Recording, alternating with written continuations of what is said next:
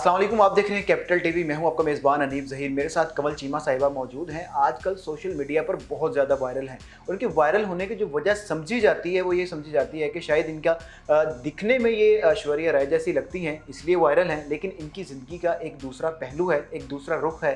Australia छोड़ के पाकिस्तान आई हैं, इनकी ज़िंदगी का एक मकसद है।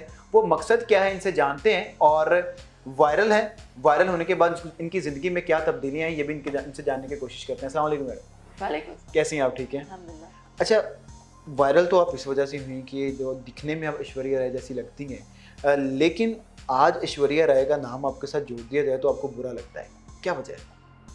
हर एक की अपनी अपनी आइडेंटिटी होती है और मेरी आइडेंटिटी, मैं चाहती हूँ कि मेरी आइडेंटिटी मेरे काम से बने, मेरी शक्ल से ना बने। अच्छा। ऐश्वर्या राय से मुझे कोई मसला नहीं, मगर किसी से भी नाम जोड़ दिया जाता, किसी से भी शक्ल की बेसिस पे, तो उससे मुझे प्रॉब्लम नहीं होता। अच्छा, शुरू में भी प्रॉब्लम था या बाद में जाके प्रॉब्लम स्टार्ट हुआ है? शुरू में खुशी होती थी जब आपको कहते लाइक जैसे किसी को कहते हैं कि यार तेरी शक्ल इससे मिल रही है, इससे मिल रही है, इससे मिल रही है, खुशी होती है, तो शुरू में खुशी होती थी खुशी। जब मैं यूनिवर्सिटी में थी, जब मैं ए लेवल्स में थी, तो तब जाहिर है ऐश्वर्या राय बहुत उनका वो थी, तब इतनी मैच्योरिटी भी नहीं थी, तब अपनी एक उस तरह से इतनी पहचान भी नहीं होती, तब लोग कहते थे भी तुम ऐश्वर्या राय जैसी लगती हो, तो खुशी होती थी।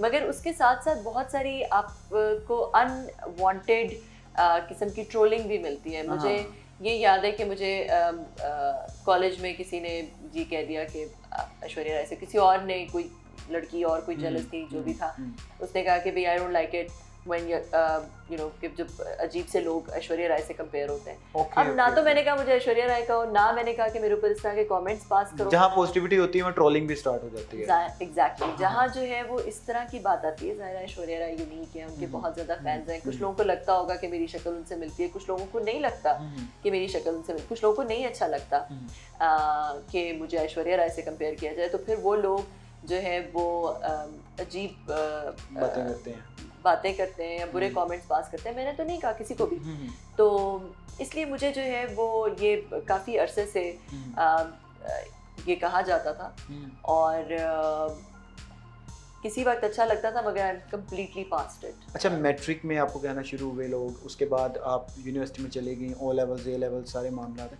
लेकिन वायरल सोशल मीडिया पे भी कुछ अर्सा पहले हुई है, तो किस तरीके से वायरल हुई है? मतलब किसी ने अचानक से आपको देख लिया, आपको इंटरव्यू के लिए अप्रोच कर लिया, या कैसे, क्या मामला क्या होता? नहीं, मैं पहले ही बहुत ज़्यादा इंटरव्यूज़ देती रही हूँ। मैं अपने जो काम है उसकी वजह से मेरे बहुत ज़्यादा आई वाज़न्ट लाइक कि मैं बिल्कुल पहले मीडिया पे एक्सपोज नहीं थी। मैं किसी लाहौर प्रेस क्लब में गई हुई थी। तो वहाँ पे किसी ने कहा कि भाई आपको लोग ये कहते हैं। मैं इस क्वेश्चन से क्योंकि पहले ही काफ़ी आवाज़ार हो चुकी हुई थी, तो आपने वो वीडियो देखी होगी, आपको पता है मेरा रिएक्शन क्या। ऐसे ही। अच्छा, अब आप आते हैं आपके काम की तरफ, क्योंकि आप बार बार ये बात कहती हैं कि जो मेरी पहचान है मेरे काम से होनी चाहिए। ऑस्ट्रेलिया छोड़ के पाकिस्तान आई थी। आजकल जो पाकिस्तानी हैं, जो नौजवान हैं, वो ऑस्ट्रेलिया के वीज़े लेने के लिए, कनाडा के वीज़े लेने के लिए, अमेरिका के वीज़े लेने के लिए लाखों की जो रकम है वो हाथ में रख के बैठे हुए, लेकिन आप ऑस्ट्रेलिया छोड़ के पाकिस्तान आई थी। कोई वजह थी, कोई मकसद था उसके पीछे? जी बिल्कुल, उसके पीछे यही मकसद था कि मैं ये चाहती थी कि जो सोशल फिलैंथ्रोपिक सेक्टर है, जो जिसे आप कहते हैं चैरिटी वाला जो सेक्टर है, उसके अंदर शफाफियत लाई जाए, उसके अंदर विजिबिलिटी लाई जाए, उसके अंदर आसानी लाई जाए, दोनों तरह से फैसिलिटेट किया जाए। एनजीओज़ को भी फैसिलिटेट किया जाए और जो डोनर्स हैं, जो देने वाले हैं, उनको फैसिलिटेट किया जाए। स्पेशली जो बैरून मुल्क पाकिस्तानी हैं, जो देना चाहते हैं, उनके पास टाइम नहीं होता, उनको किसी तरह फैसिलिटेट किया जाए। तो इस वजह से जो है वो मेरा ये मकसद था कि क्योंकि मेरा पूरा टेक बैकग्राउंड था, तो मेरा ये मकसद था कि किस तरह टेक्नोलॉजी को इस सेक्टर के अंदर ला के इसके अंदर आसानी और शफाफियत आई जाए। अच्छा, आपने जब ये स्टार्ट किया तो उसका नाम रखा impact meter. Impact meter basically my impact meter नाम क्या है और इससे कितना फ़ायदा हुआ, और जो गरीब लोग हैं जिनको चैरिटी की ज़रूरत होती है उन तक किस तरीके से पहुंच पाए हैं आप? माई इम्पैक्ट मीटर जो है, ये नाम इसलिए ये नाम है कि ये जो देने वाले हैं उनका एक मीटर है, उनका इम्पैक्ट का मीटर है कि वो मेजर करता है कि वो कितनी क्या दे रहे हैं। वो देख सकते हैं कि हमारी लेगेसी है, हमारी नेट इम्पैक्ट वर्थ क्या है। इंसान को अपनी नेट वर्थ पता होती है, मगर नेट इम्पैक्ट वर्थ का कोई मेजर नहीं है। ठीक है। तो वो इस माई इम्पैक्ट मीटर के थ्रू होता है। ठीक है। और एक ऐसी ऐप है जहाँ से एक ही ऐप से जो देने वाला है वो अपनी हर किस्म की चैरिटी कर सकता है। वो चाहे तो एनजीओ को दे, चाहे तो वो किसी नेचुरल डिजास्टर में देना चाहता है एनजीओ को दे, किसी भी कॉज में, किसी भी पैकेज, एनजीओ का कोई पैकेज खरीदना चाहता है वो खरीद सकता है। और अगर वो ये चाहता है कि वो किसी की डायरेक्टली मदद करे तो वो भी उसको डायरेक्टली सर्विस भी दे सकता है, उसको कैश देने की जरूरत नहीं है। हमने देखा है, जो हमारी रिसर्च है वो हमें बताती है कि जब आप किसी को कैश देते हैं डायरेक्टली तो काफ़ी दफ़ा ऐसा होता है कि वो कैश जिस चीज़ के लिए आपने दिया इंटेंडेड पर्पस के लिए इस्तेमाल नहीं होता। और उसमें एक्विटेबिलिटी भी नहीं आती क्योंकि कैश किस चीज़ में जा रहा है पता नहीं है। और तो बहुत सारे लोग जो मांगने वाले हैं वो बहुत जगहों से उसको इकट्ठा कर लेते हैं कैश को। और हमने ऐसी बहुत सारी कहानियाँ सुनी कि फलाम भकारी है, उसकी इतनी बड़ी मेंशन है, वो इतना अमीर है, वो ये है। तो कोई बचपन में सुना करते थे ऐसी बातें। हाँ, तो ऐसा कोई प्लेटफॉर्म होना चाहिए जहाँ पे आप लोगों को सर्विस, अगर आपने किसी की मदद करनी है राशन से तो आप उसको राशन का वाउचर दे सकें और वो राशन जाके अपने घर की करीब वाली दुकान से ले सके। अगर आपने किसी के बच्चे को एजुकेशन देनी है तो आप उसको एजुकेशन की फीस डायरेक्टली स्कूल में उसके दे सकें क्लिक के थ्रू, एक क्लिक के थ्रू। अगर आपने किसी को आईटी ट्रेनिंग देनी है कि वो कमाने के काबिल हो जाए तो आप उसको डायरेक्टली आईटी ट्रेनिंग दे सकें, बजाय कि आप उसको कैश दें। तो ये फिलॉसफी है प्लेटफॉर्म की कि आप जो देने वाला है वो हर तरह से दे सके। और इस तरह, और जब जिसको आप राशन देते हैं वो जब राशन लेगा तो आपको एक नोटिफिकेशन भी आ जाता है कि जी राशन ले लिया उसने, ये राशन। तो जो लूप होल्स थे इस सारे मामले के अंदर चैरिटी प्रोसेस के अंदर, वो कैसे आपने आइडेंटिफाई किए? बहुत ज़्यादा हमने इंटरव्यूज़ किए, बहुत ज़्यादा सर्विस किए जो लोग देने वाले हैं पूरी दुनिया से, बल्कि क्योंकि मेरा ग्लोबल रोल था, मैं बहुत ज़्यादा ट्रैवल करती थी। तो पूरी दुनिया से हमने लोगों को इंटरव्यू करके पूछा कि उनकी क्या प्रॉब्लम्स हैं, उन जब वो देते हैं तो उनको क्या मसले होते हैं। और दुनिया में ये जो इतने बड़े मसले हैं, पॉवर्टी बहुत बड़ा एक विकेट प्रॉब्लम है, कॉम्प्लेक्स प्रॉब्लम है, रिजॉल्व नहीं हो रहा। जब तक एक सिस्टमैटिक अप्रोच नहीं होगी उसकी रेजोल्यूशन के लिए और वो एक्विटेबिलिटी नहीं आएगी डिवीजन ऑफ रिसोर्सेज में, तब तक वो प्रॉब्लम रिजॉल्व नहीं होगा। तो हमने सोचा कि क्यों ना टेक्नोलॉजी को लेवरेज किया जाए ये सिस्टमैटिक अप्रोच लाने के लिए, एक प्रॉब्लम को एक तर्ज से, एक तरीके से, एक्विटेबिलिटी के साथ, प्रॉपर डिवीजन और फेयर डिवीजन ऑफ रिसोर्सेज के साथ उसको रिजॉल्व किया जाए। तो ये इसके पीछे जो है वो फिलॉसफी थी। अच्छा, पाकिस्तान के अंदर जो लोग हैं वो देसी जो तरीके होते हैं उनको ज़्यादा अपनाते हैं, ठीक है। वो ये नहीं सोचेंगे कि यार मैं एक ऐप डाउनलोड करूँ और मैं इस तरीके से चैरिटी करूँ। वो ऐसे कहते हैं चल ठीक है यार, पैसे हमने ज़ुकात के निकाल लिए, कोई चैरिटी के पैसे निकाल के हमने बंदे के हैंड ओवर कर दिए। तो लोगों को आप किस तरीके से मोटिवेट करेंगे या किस तरीके से उनको एजुकेट करेंगी कि आप इस प्लेटफॉर्म के साथ जुड़ें? और जो डोनेट करने वाले हैं पढ़े लिखे लोग होंगे, वो तो हो सकता है अवेयरनेस के साथ वो आपके साथ जुड़ जाएं, लेकिन जो चैरिटी लेने वाले हैं आप उनको कैसे कायल करेंगे? जो चैरिटी लेने वाले हैं उनको ऐप डाउनलोड करने की जरूरत नहीं है। उनको तो देखिए ना, उनके पास तो हो सकता है स्मार्टफोन ही ना हो, वो कैसे ऐप डाउनलोड करेंगे? जो चैरिटी लेने वाले हैं उनको एक मैसेज आता है, जब उनको कोई भी गिफ्ट करता है तो उनको एक नंबर चला जाता है, एक उनके फोन पे। और उनका फोन पे स्मार्ट होना जरूरी नहीं है। देखिए आज जो ये नॉर्मल फीचर फोन होता है हर एक के पास ही होता है। तो उसके पास उनको एक SMS चला जाता है, उर्दू में जाता है, उसको उनको बताया जाता है कि जी आपको किसी ने ये इतने का राशन दिया, अपने घर के पास वाली दुकान से जाके ले लें। तो हमने एक कॉल सेंटर भी बनाया है, उनके घर के पास वाली दुकान नहीं है तो हम उन्हीं को कॉल करके उस दुकान को फौरन ऑन बोर्ड कर लेते हैं। ओके, ठीक है, ठीक है। तो वो देने वाले को उसकी परवाह करने, मतलब अगर आपने इस तरीके से किया हुआ कि कुछ आपके जो शॉप्स हैं वो आपके साथ ऑन बोर्ड होगी, अगर नहीं है तो प्रॉब्लम नहीं है, आप ऑन टाइम भी ऑन बोर्ड कर लेते हैं, उसी वक्त ऑन बोर्ड हम कर लेते हैं। ठीक है, ठीक है। तो हमने कॉल सेंटर बनाया, काम ही ये करता है। अभी हमारे पास पूरे पाकिस्तान में, बलोचिस्तान में, सिंध में, इंटीरियर सिंध में, साउथ पंजाब में, आज़ाद कश्मीर में दुकानें आ चुकी हैं। इसी तरह, इसी प्रोसेस के थ्रू।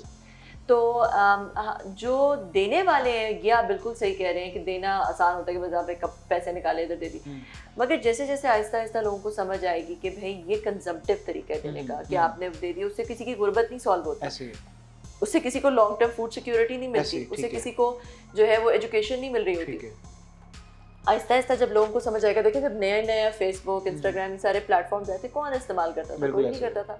मगर आहिस्ता आहिस्ता जैसे जैसे लोगों को समझ आती है, लोग इस पे आना शुरू करते हैं, उनको उसके फ़ायदे पता चलते हैं, तो फिर लोग वर्ड ऑफ माउथ भी होता है। इसीलिए मुझे जब कोई कहता है कि हमने आपका इंटरव्यू लेना, तो मैं कहती हूँ इंटरव्यू ले लें, क्योंकि इसी तरह इंटरव्यूज़ के थ्रू मैं आती हूँ, बात भी करती हूँ, ताकि लोगों तक ये अवेयरनेस पहुँचे कि ये क्या चीज़ है, ये क्या प्लेटफॉर्म है और इसमें किस तरह जो है वो इसके थ्रू देने से एक सिस्टमैटिक तरीके से एक प्रॉब्लम को रिजॉल्व किया जा तो सकता है। अभी तक कितने यूजर्स आपके साथ अटैच हो चुके हैं जो आपको डोनेट कर रहे हैं ऐप के थ्रू?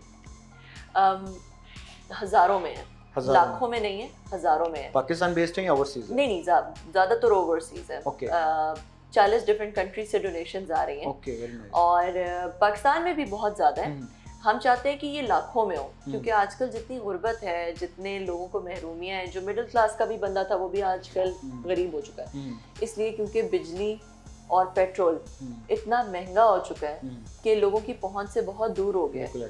आए दिन आपको कोई दिल खराश कहानी सुनने को मिलती है, किसी ने खुदकुशी कर ली, किसी ने, क्योंकि वो अपने बच्चों का पेट नहीं पाल सके। तो इस वक्त और भी ज़्यादा ज़रूरत है कि जो बैरून मुल्क पाकिस्तानी हैं, जो डॉलरों में कमा रहे हैं, यहाँ पे उनके लिए और भी ज़्यादा आसान हो गया लोगों की मदद करना, क्योंकि वो डॉलरों में कमा रहे हैं और डॉलर का रेट इतना बढ़ गया, तो वो आसानी से क्लिक के थ्रू यहाँ पे लोगों को सपोर्ट कर सकते हैं। अच्छा, एक सवाल जो लोग पूछेंगे कि आप चैरिटी की जो शफाफियत है उसको तो रख रहे हैं डोनर और जो आगे रिसीवर है उसके दरमियान में, तो जो इम्पैक्ट मीटर बजाते खुद एक कंपनी है या कह लें एक ऐप है, तो उसकी शफाफियत को कैसे देखा जा सकता है?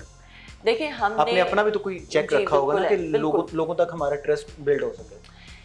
देखिए, हमने जो है वो जो आप पैसे देते हैं ना, जो आप किसी को राशन देते हैं, तो आपसे ऐप पूछती है कि 1% जो है वो हमारी फीस है, या आप अलग से देना चाहते हैं या इसके साथ ही देना चाहते हैं। ठीक है। और 3% जो है वो जो जैज़ कैश या जो बीच में पेमेंट गेटवे है, 3% वो लेता है।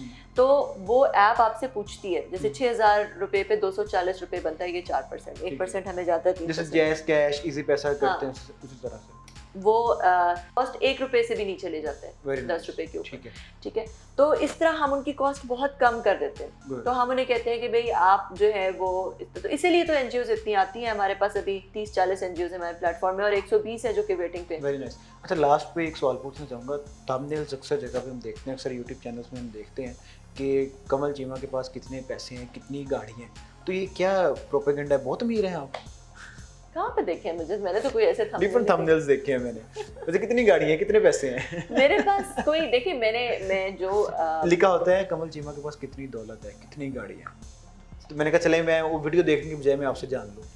मेरे पास, मैं कोई बहुत अमीर नहीं हूँ। मैंने जो पाकिस्तान लाई थी कमा के बाहर से, वो इस ऐप में लगाती हूँ। और कुछ और भी मुझे काम करना पड़ता है, मुझे कंसल्टेंसी या कोई सॉफ्टवेयर हाउस है एक मेरा छोटा सा, वो करना पड़ता है ताकि इसके अंदर पैसे लगते रहें, क्योंकि एक डेवलपर्स चाहिए जो कि पूरी ऐप बनाते हैं। मेरे पास एक 20 लोगों की टीम है, उनको तनख्वाहें देनी होती है, क्योंकि इस ऐप से जो है वो अभी तो कोई पैसा नहीं बन रहा है, तो इस वजह से जो है वो पैसे लगाने होते हैं।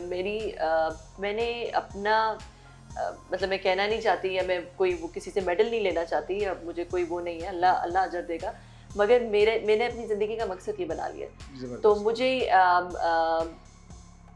देखिए कितनी ज़िंदगी है इंसान की, अगर आप देखें तो करोड़ों सालों की ज़िंदगी है इंसान की। आपकी ज़िंदगी करोड़ों लाखों सालों की है, उसमें दुनिया में आप सिर्फ 60-70 साल के लिए आए हैं। ठीक है, वो 60-70 साल हम जो है अगर कुछ कर जाएं तो वो करोड़ों सालों की ज़िंदगी हमारी बहुत प्यारी हो सकती है, बहुत बेहतर हो सकती है। ज़बरदस्त। नहीं, कमल चीमा साहिबा हमारे साथ मौजूद थे, आपने इनकी बातें सुनी है, गुफ्तगू सुनी है।